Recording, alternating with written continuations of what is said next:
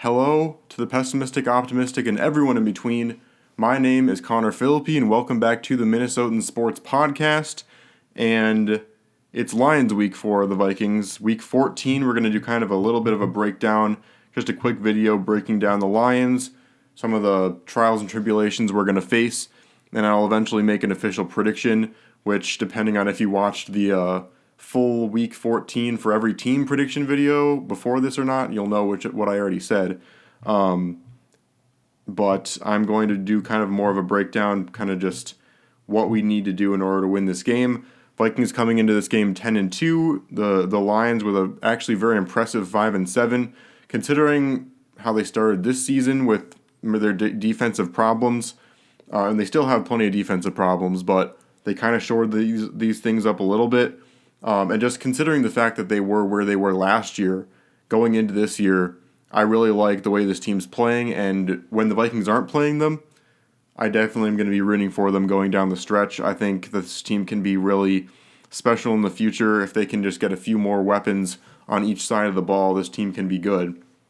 But going into some of these matchups, first of all, like a little bit of history for this team. So the last two matchups, the Lions, of course, notoriously getting their first win of the entire season last year. I can't remember, was it week 10 or week 11, something like that. But they got their first win of the season last year against us. It was on that last play. I think it was Dantzler that made the mistake of leaving Amon-Ra St. Brown wide open, and the Lions win on a last play of the game type throw. And honestly, you kind of want to owe it to the Lions for that to happen, because I've been kind of a proponent and a supporter of the idea that game might have been the best thing to possibly happen to the Vikings at that point, because I think that was the last straw what's the phrase? The straw that broke the camel's back, something like that. Anyway, who cares? It was kind of the main point where at that point we were officially done with Zimmer. I don't know, we probably still would have fired him, but I feel like that was the game that honestly we needed to have for the whole moment of clarity to happen, where everyone in that front office knew Zimmer was gone. So it might honestly have been for the best, but still an embarrassing loss nonetheless that the NFL will never stop talking about. And then this year, it was one of the first, or the first nail biter of a game that we played all season long. It kind of kicked off our 8 of 9 streak of every single game being decided by a touchdown or less. And we ended up winning just barely at the end off of a KJ Osborne reception in the last minute of the game. So 1-1 the last time we played this team, and now we have to go back at the Lions where we lost last year. So kind of going into a little bit of these injuries. The major injury for the Lions is DeAndre Swift. He's questionable with an ankle injury. And then we also have Jeff Okudah, who had to sit out because of a little bit of an illness he's dealing with. So a couple injuries for the Lions. For the most part, they're pretty healthy. And then also looking at this Detroit Lions depth chart, we'll go over real quick just to kind of go over some of the matchups that we'll see. The Lions with Jared Goff at QB, who's honestly been playing the best football we've seen from him since that Super Bowl season he had with the Rams. Well, they didn't win the Super Bowl, but they went to the Super Bowl that season. He's been playing some really good football.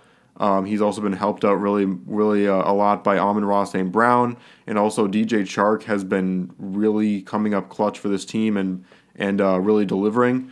So a couple names that you might not have noticed a whole lot last season, but people are definitely talking about them now. So nothing to sneeze at there. Wide receiver 3, Josh Reynolds. He's okay for a wide receiver 3. And then we got Brock Wright at the tight end spot. So that's the good thing about our matchups there. We won't have to worry about a whole lot with tight end play. I know as soon as I say that, people are going to, you're going to go crazy on us. Brock Wright's going to have the best game of his early career. But I don't think it should be that much of a concern. And then we've got a pretty decent offensive line, especially with Penny Sewell. So I'm going to be interested to see how we run Zadarius Smith and potentially Daniil Hunter. Hopefully he plays, but we'll go over that. So offensive line, nothing to sneeze at either. But they do have a couple concerns on that line right now, as far as injuries, illnesses, all that. And then we've got on the defensive side a lot of names that you probably don't know that well.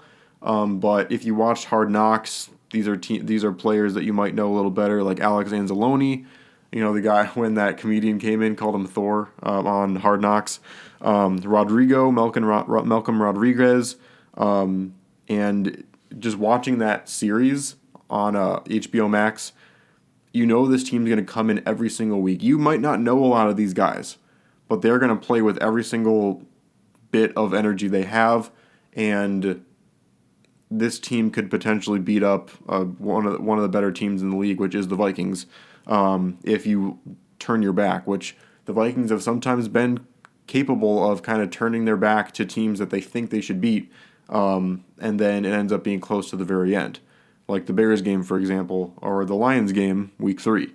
And then Aiden Hutchinson's obviously going to be a problem, and we're kind of going to go over that right now, kind of the keys. But first, the Vikings injuries. So these aren't injuries necessarily, but Daniil Hunter, Patrick Peterson, and Harrison Smith are kind of dealing with some illnesses. So that's something we definitely have to monitor because those are 3 major parts of our defense. And it's possible even by the time that, you know, if you're watching this on Friday even, because this will come out on Thursday, but if this comes out by the time you watch this on Friday or Saturday, maybe those issues are resolved, maybe it's still going on. If it's the flu, then who knows, they might even be out this week, which is important because this pass rush is going to be really important to winning this game. And then on top of that, Peterson is our main cornerback. I mean, we don't know if Dantzler is going to return or not. If he does, it'll be a big help for our cornerback room. But switching out Dantzler and Peterson, I don't love if Peterson can't play. Harrison Smith continues to just play phenomenally, continues to get interceptions, and he's a big play guy on our team every single week. So if any of those 3 players can't play because of illness, it'll be a major factor. On top of that, on our offensive line, Garrett Bradbury has a back injury he sustained last week, and then Christian Darrisaw, it's kind of up in the air whether or not he'll play because he has been dealing with a concussion for a few weeks. Which, I want him to be 100% out of that concussion. You know, I'm not going to say, oh man, I hope he plays this week or that week. If he can't play because of a concussion, do not play him. You know, it's too important for him to, no offense to the Lions, but a 10-2 team who almost 100% has the division locked up, don't try and put Darrisaw in before he's ready to risk losing him for even more time. So I like us taking as much time as possible with him. We'll see if he plays. If he does, great, because it's important to have him in. But if not, it's fine. We can deal without him for one more week. If we lose, we lose. So going off of that, going into the key factors of the game, I think the first major one, like I mentioned, will be the pass rush. Can the Vikings get home against Jared Goff? Because Jared Goff has proven, in his career that once he gets uncomfortable and once he's under a lot of pressure, he's not the most reliable quarterback.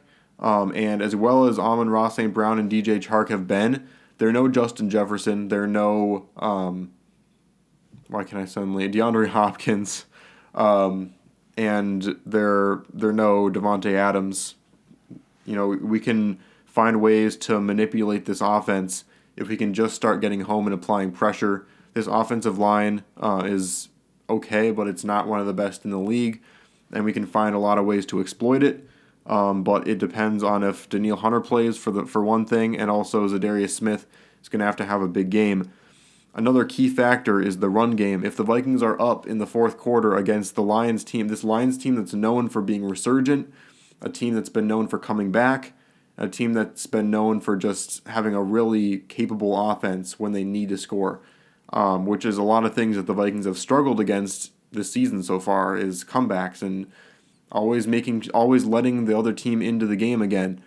And so the issue is, can the Vikings put the game away in the fourth quarter, especially running the ball?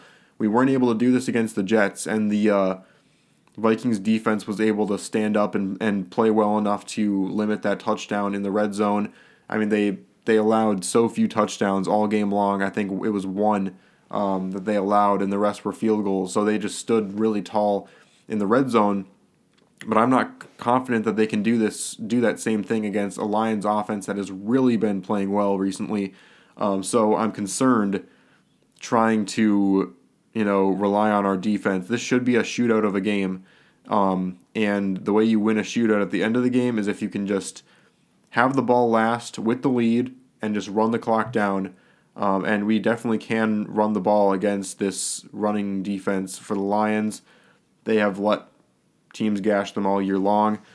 So it's going to be a major factor. Get the ball, score, make sure you're always ahead in this game, and then at the end of the game, with 10 minutes left in the fourth quarter, can you have a nice long drive where you take 5 minutes off the clock, score a touchdown, go up by 2 scores, and just have a more comfortable situation. So that's going to be huge for the Vikings if they're leading in that situation. Finally, can the offensive line hold up, especially if Darisaw can't play? I'm concerned about Bradbury potentially being out because we already are struggling with him in. So I hate to see what we have in the ranks beyond him. But with Darisaw potentially not in, that means that we're going to have to deal with some really good guys on this defensive line for the Lions, specifically Aiden Hutchinson.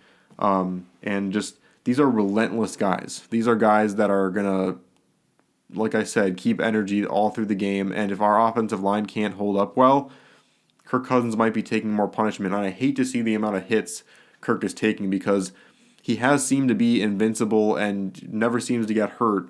But I'm concerned that he's not been hit like this in a while. Even with how bad our line has been in recent years, he hasn't been hit this much in a while. And it's a lot to do with Darisaw being out. So if Darisaw can't play, guys are going to have to step up. Otherwise, Kirk's going to be on the ground a lot, and we're not going to score as many points as we need to beat this Lions team. So with all that out of the way, my prediction will be a Vikings victory here. And I'm going to go as far as to say I think we might end up winning our first lead by a touchdown or more since the Vikings game against the Packers to start off the season. I feel like this might be like a 37-27 type game where we are kind of trading blows going into the half. The Vikings might have a little bit of a lead going into the third quarter. The Vikings always get outscored in the third quarter, and the Lions might take a lead, and it'll be kind of back and forth again. But then eventually the Vikings will hopefully have the ball near the end of the game, and we can finally go down and drive and score and put this game more out of reach and just get this game done and win. So I definitely can see the Lions winning. It's at Detroit, and the Vikings have always struggled at Detroit. But I think this is a game a 10-2 Vikings team can win. If our obviously it's a big factor with those illnesses, but we'll see what happens. And give me your thoughts in the comments. Let me know what you think is going to happen. Make sure you swing over to my NFL predictions video for Week 14 where I break down every single matchup and give my picks, including my upset of the week. You'll get to see what that is. So make sure you tune in for that. Make sure you follow my Instagram, my TikTok, and also make sure you remember that I have a Spotify. It's just the audio version of this podcast that you can listen to when you're in the car. If you don't want to pull it up on YouTube, you can just get the audio version. So thanks so much for watching this video. SKOL Vikings. I'll do my raw reaction at the end of the game. Make sure you tune in for that. I just turn around and record the second the game's over, so you get my full emotions after the game. So tune in for that. Thanks so much, and I'll see you on the flip side.